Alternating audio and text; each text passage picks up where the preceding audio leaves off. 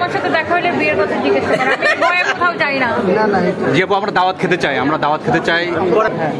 আসলে বিয়ের সাথে বিষয় নিয়ে মানে এখন আসলে ভাবার সময় না। আমার বাচ্চারা ছোট, বাচ্চাদেরকে ভালোভাবে বড় করতে চাই। জাস্ট আমার জন্য দোয়া করবেন, আমার বাচ্চাদেরকে যেন মানুষ, ভালো মানুষ হিসেবে বড় করবে। আসলে জীবনে কি আর কখনো বিয়ে করবেন না কিছু জানতে চাই। আসলে জীবন কখন কি হয় সেটা তো আমরা জানি না, সবকিছু আল্লাহ তাআলা জানেন। আকবারিয়ে কিছু বলতে চাই না, দিন যাক বছর যাক আল্লাহ তাআলা সব ভালো। অনেক যুবকের ক্রাশ আপনি। যুবকের ক্রাশ, আচ্ছা thank you so much, thank you. মানে আমি মনে হয় ছেলেদের থেকে মেয়েদের বেশি ক্রাশ।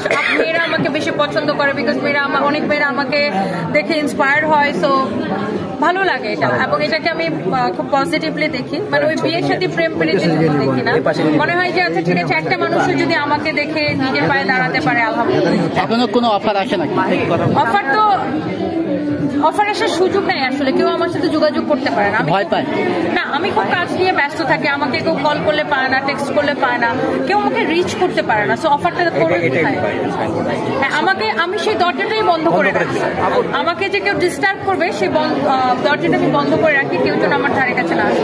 আর সব থেকে ভালো লাগে আপুর মনে বিন্দু পরিমাণ কোনো অহংকার নেই। হ্যাঁ, থ্যাংক ইউ।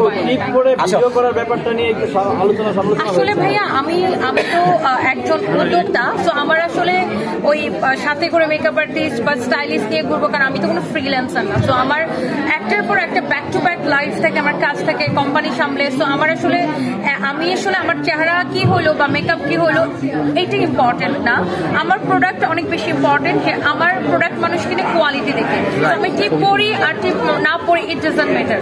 আচ্ছা, আপনাকে দেখে অনেকে জেলাস ফিল করে, আসলে তাদেরকে কি বলবেন? জেলাস ফিল করলে আমার কিছু করার নেই, ওনারা যদি জেলাস ফিল করে সেটা ওনাদের সমস্যা। বাট আমি একটা কথা বলি যে এই যে জেলাসি, মানে অন্যকে জেলাস করে যে টাইমটা নষ্ট করে, এই টাইমটা ওয়েস্ট না করে যদি নিজে কাজ করে, তাহলে ওনাকেও আরো 10টা মানুষ দেখতে পাবে। মানুষের ভালো কমেন্ট আমাকে ইন্সপায়ার করে। দেখেন, আপনার যদি 2000 কমেন্ট থাকে, সেখানে আপনার ধরেন যে 99% ভালো কমেন্ট থাকে, সো 1% যে খারাপ কমেন্ট থাকে সেটাকে আমি মাথায় নিই না। এই যে এত মানুষের ভালোবাসা, সেটাই আমাকে আসলে ওইটা দেখে আমি অনুপ্রাণিত হই। এবং দেখেন, আমি অনেক বড় কিছু হই নাই, বাট আমি যতটুকু হয়েছি সেটা আসলে আমি নিজে খেটে, আমি সেলফ মেড পারসন। সো এই জন্য আমি যদি মানুষকে ভয় পাইতাম, আজকে আমি এখানে দাঁড়াইতে পারতাম না। সো আমার বিপদের সময় কাউকে পাওয়া যায় না। সো আমি যখন ভালো কিছু করি, যারা সমালোচনা করে, এই জন্য আমি ওগুলোর তোয়াক্কা করি না। তোয়াক্কা করলে তো সব এইখানে আজকে আমি টিকতেই পারতাম না। এখন মানুষ আমাকে কথা শোনায় তুমি বিধবা বিধবা বিধবা বিধবা, আগে কথা শোনাইতো যে তুমি পুরা ব্যাটার বউ, এরকম অনেক কিছু। দেখেন, আমি যখনই যা করবো মানুষ কথা শোনাবে, আমি এগুলোর ধার ধারি।